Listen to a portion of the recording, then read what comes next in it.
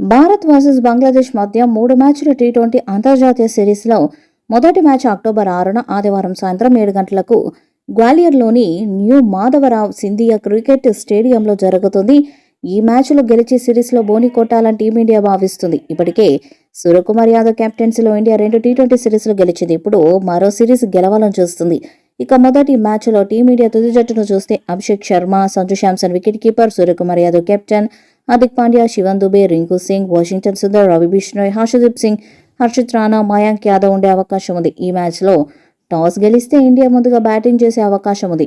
మొదట బ్యాటింగ్ చేసి భారీ స్కోర్ సాధిస్తే ఆ తర్వాత బంగ్లాదేశ్ను బౌలింగ్తో కట్టడి చేయవచ్చని సూర్యకుమార్ సేన భావిస్తుంది. ఇక ప్రస్తుతం ఉన్న జట్టులో స్టార్ ఆటగాళ్లు ఫామ్లో ఉన్నారు. సూర్య, అభిషేక్ శర్మ, హార్దిక్ పాండ్యా, సంజు శాంసన్ వీళ్ళంతా మంచి ఫామ్లో ఉన్నారు. కాబట్టి మొదటి మ్యాచ్లో కొంతమంది ఆటగాళ్లకు స్థానం దక్కే అవకాశం ఉండకపోవచ్చు. టీమిండియా వికెట్ కీపర్ మరియు బ్యాట్స్మెన్ జితేష్ శర్మ తుఫాన్ బ్యాటర్గా పేరుగాంచాడు. అయితే అతను బంగ్లాదేశ్తో జరిగిన మొత్తం టీ20 సిరీస్కు ప్రేక్షకుడిగా బెంచ్పై ఉండే ఛాన్స్ ఉంది. జితేష్ శర్మ కంటే మెరుగైన క్రికెటర్లు టీమిండియా చాలా మంది ఉన్నారు. ఇది కాకుండా వికెట్ కీపర్గా టీం మేనేజ్మెంట్ మొదటి ఎంపిక సంజు శాంసన్. ఇలాంటి పరిస్థితుల్లో వికెట్ కీపర్ మరియు బ్యాట్స్మెన్గా జితేష్ శర్మ ఒక్క మ్యాచ్ కూడా ఆడటం కష్టమే.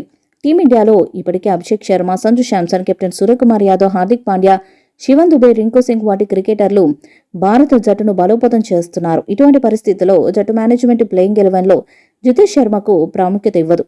మిస్టరీ స్పిన్నర్ వరుణ్ చక్రవర్తిని 3 ఏళ్ల తర్వాత భారత జట్టులో సెలెక్టర్లు ఎంపిక చేశారు. అయితే అతను ప్లేయింగ్ 11లో ఆడటం సాధ్యం కాదు. బంగ్లాదేశ్తో జరిగే 3 మ్యాచ్ల టీ20 సిరీస్లో వరుణ్ చక్రవర్తి ప్రేక్షకుడిగా బెంచ్పై కూర్చోవాల్సి ఉంటుంది. స్పిన్ విభాగంలో half spin bowling allrounder Washington Sundar, leg spinner Ravi బిష్ణోయ్లకు టీం మేనేజ్మెంట్ ప్రాధాన్యత ఇస్తుంది. ఇలాంటి పరిస్థితిలో వరుణ్ చక్రవర్తి టీమిండియా ప్లేయింగ్ 11లో భాగం కావటం కష్టమే. వాషింగ్టన్ సుందర్ తన బ్యాట్ బంతితో తుఫాను సృష్టించగలడు. అదే సమయంలో లెగ్ స్పిన్నర్ రవి బిష్ణోయ్కి 1 కంటే ఎక్కువ ప్రాణాంతక వైవిధ్యాలున్న ఇటువంటి పరిస్థితిలో వరుణ్ చక్రవర్తి మొత్తం టీ20 సిరీస్లో బెంచ్కి పరిమితం అవ్వచ్చు.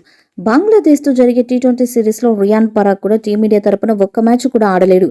అభిషేక్ శర్మ, సంజు శాంసన్, కెప్టెన్ సూర్యకుమార్ యాదవ్, హార్దిక్ పాండ్యా, శివన్ దుబే, రింకు సింగ్లు టీమిండియా ప్లేయింగ్ 11లో ఆడటం దాదాపు ఖాయమైంది. ఇలాంటి పరిస్థితుల్లో బ్యాటింగ్ ఆర్డర్లో రియాన్ పరాగ్కు చోటు దక్కలేదు. దీంతో ప్లేయింగ్ 11లో రియాన్ పరాగ్కు చోటు దక్కేలా కనిపించడం లేదు. అటువంటి పరిస్థితుల్లో రియాన్ పరాగ్ మొత్తం టీ20 సిరీస్లో బెంచ్కి పరిమితం అవ్వచ్చు. కానీ టీమిండియా వరుసగా 2 మ్యాచ్ల్లో గనక విజయాలు సాధిస్తే సిరీస్ సొంతమవుతుంది. కాబట్టి చివరిదైన 3 టీ20లో మాత్రం ఛాన్స్ రాని వాళ్లకు అవకాశం దక్కొచ్చు. మరి మొదటి మ్యాచ్లో టీమిండియా ఎలాంటి విజయాన్ని సాధిస్తుందో చూడాలి.